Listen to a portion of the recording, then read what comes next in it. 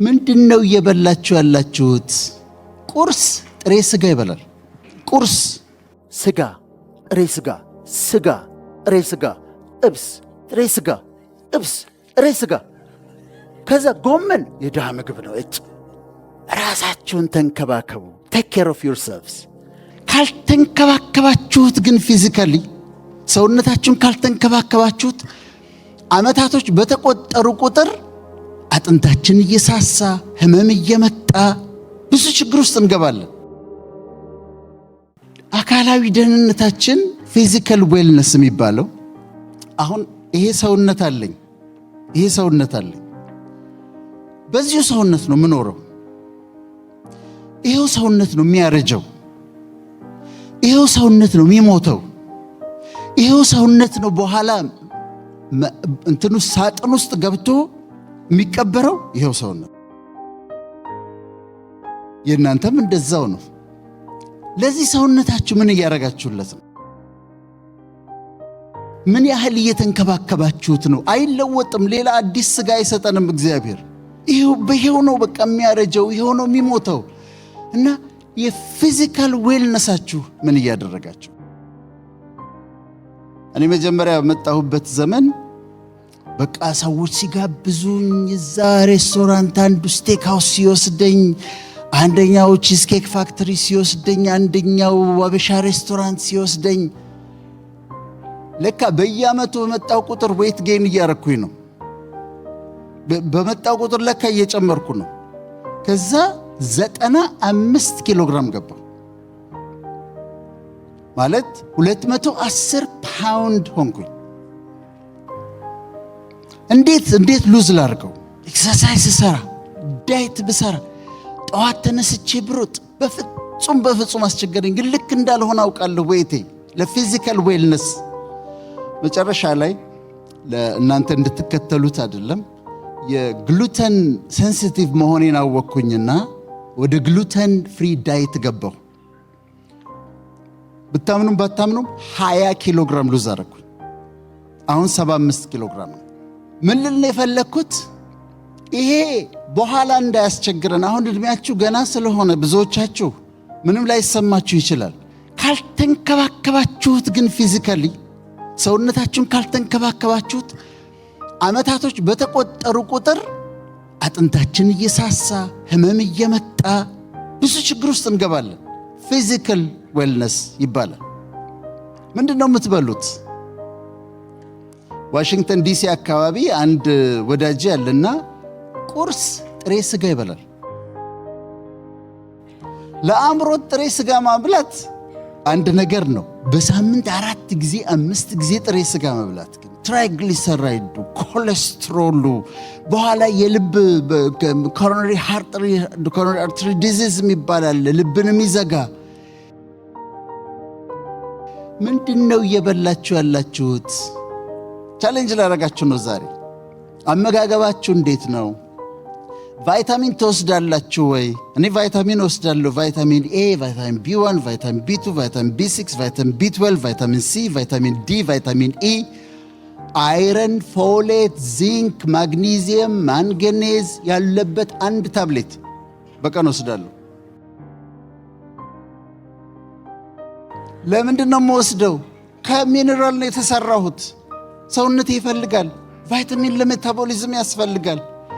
አንድ ጊዜ ወዳጆችን ጠየቋቸውና በጣም ሀብታሞች ናቸው። ቫይታሚን ትወስዳላችሁ ወይ አልኳቸው። ለምንድን ነው የምወስደው? እኔ እኮ ጤነኛ ነኝ አሉ። ሳፕሊመንት አንወስድም፣ ሚነራል አንወስድም፣ ቫይታሚን አንወስድም፣ ዳይታችንን አናስተካክልም፣ ወይታችንን ለቁመታችን አናስተካክልም። ስለዚህ ግን ማድረግ ያለብን ምንድን ነው? ፊዚካል ዌልነስ መጠበቅ አለባቸው። ዛሬ አሳይመንት ሰጥቼ ነው የሚሄደው። አሳይመንት ሰጥቼ የሚቀጥለው ዓመት ስንመጣ ፊዚካሊ ፊት መሆን አለባቸው። አሁን እኔ እድሜና የምመስለው አንድ አይደለም ማለት ከእድሜ በጣም ነው ማንሰው የምመስለው። ለምን? ሌላ አካል ስለማይሰጠኝ በጣም በጥንቃቄ እንከባከበዋለሁ። አሁን ቻሌንጅ ባረግ እናንተ መካከል በየዓመቱ ክሊኒክ የሚሄድ እና ፋስቲንግ ብለድ ሹገር፣ ሂሞግሎቢን፣ ዋይት ብለድ ሴል፣ ሊቨር ፋንክሽን ቴስት፣ ሬናል ፋንክሽን ቴስት፣ ኮሌስትሮል፣ ትራይግሊሰራይድ ማን ነው የሚያሰራው ብዬ በጠይቅ ጉድ ነው የምትሆኑት። ዳይታችንን ስታዩ እኛ ምስኪኖቹ ሽሮና ምስር ነው የምንበላው። ሀብታሞቹ ደግሞ ምንድን ነው የሚበሉት? ስጋ፣ ጥሬ ስጋ፣ ስጋ፣ ጥሬ ስጋ፣ ጥብስ፣ ጥሬ ስጋ፣ ጥብስ፣ ጥሬ ስጋ። ከዛ ጎመን የድሃ ምግብ ነው። አትክልት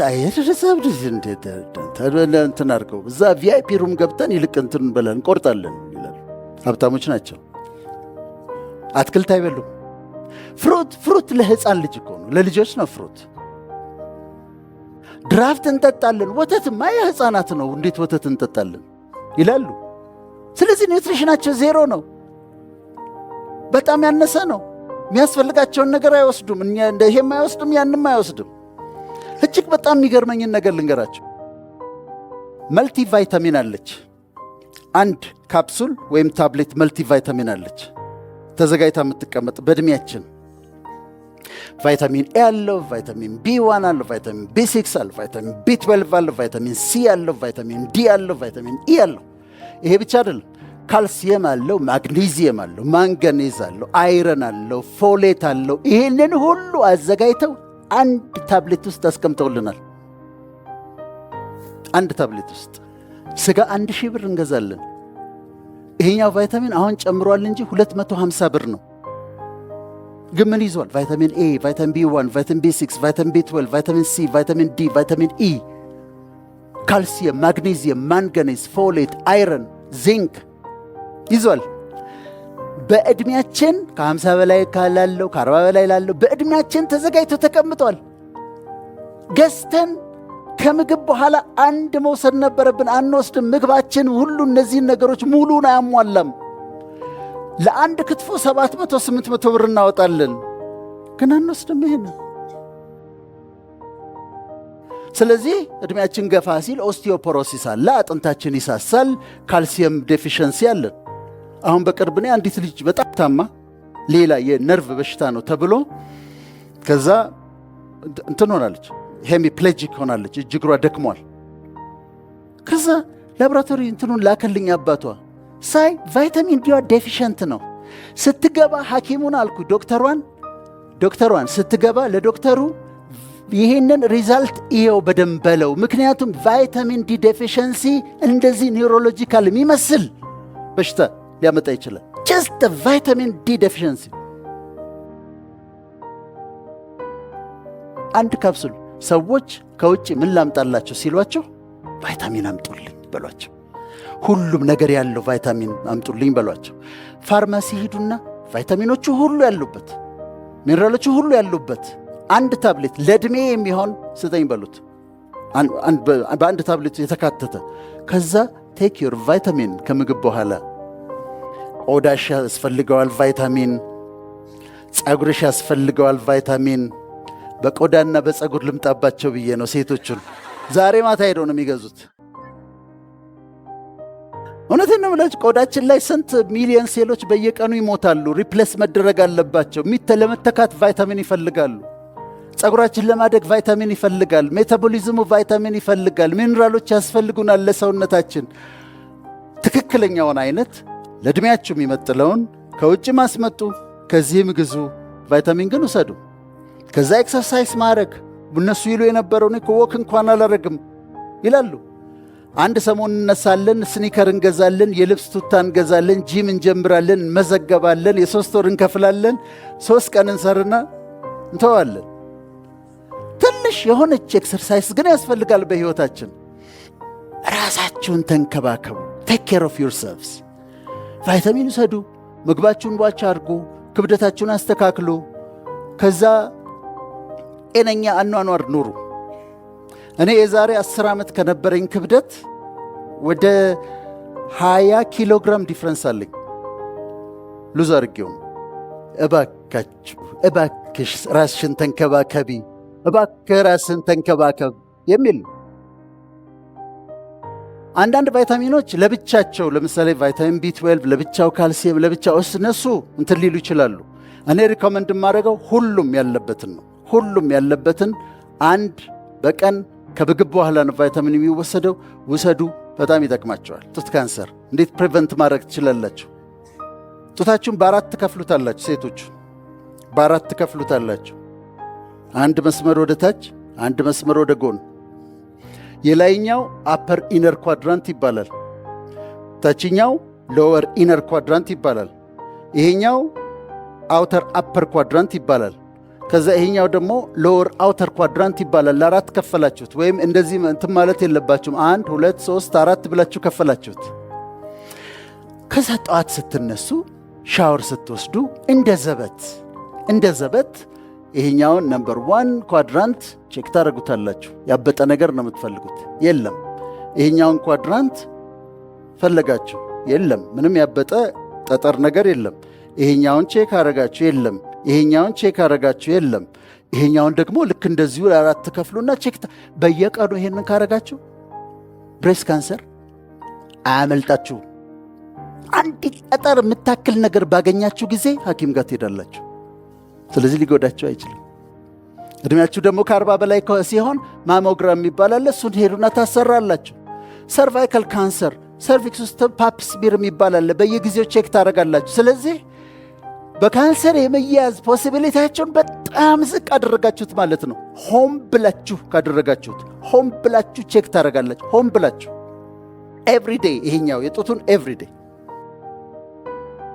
አንድ ሰው ሆስፒታል ሄደ። ሆስፒታል ሄዶ የተለያየ ምርመራ ተደረገለትና የስኳር በሽታ አለብህ ተባለ።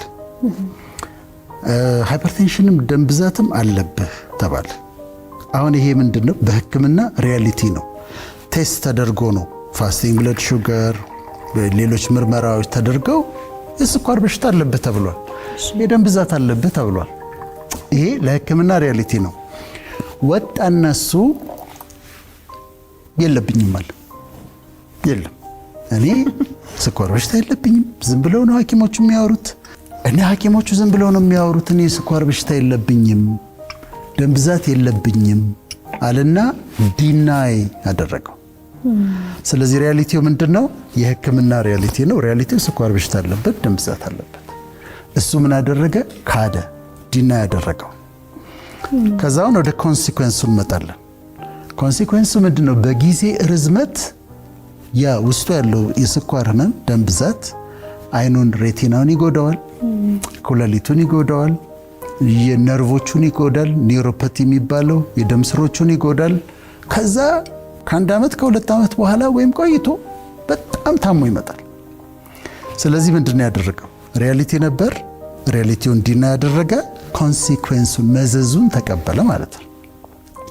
ወይም ጓደኞችሽን በሳምንት 2 ጊዜ 3 ጊዜ ጥሬ ስጋ ለዛውም ጮማ የሚበሉትን ይሄ ነገር ጥሩ አይደለም፣ ኮሌስትሮል ይጨምራል፣ በተለይ ይሄ ሎው ዴንሲቲ ላይፖፕሮቲን የሚባለውን ይጨምራል፣ ትራይግሊሰራይድ ይጨምራል ትያቸዋለሽ። ስፕሎ ነው ይልሻል። ዲናይ ያደርጉታል። እኔ ላይ ምንም ችግር አያመጣም ይላሉ። ያንን በሚያደርጉበት ጊዜ ቆይቶ አንድ ቀን ሃርት አታክ ጥሏቸው የአቴሮማ ደም ስር ውስጥ የልብ ደም ስር ውስጥ ይከማችና ሃርት አታክ ጥሏቸው ታገኛለች። ስለዚህ ይሄ ኮንሲኩዌንስ ነው። ስለዚህ ሪያሊቲ አለ። ሪያሊቲ እንዳልነው የሚዳሰስ በሳይንቲፊክ ወይም በእምነት የምናረጋግጠው ነው። ከዛ ዲናያል አለ፣ መካዱ ነው። እሱ ላይ እንመጣለን። ከዛ የሚከተለው መዘዝ አለ።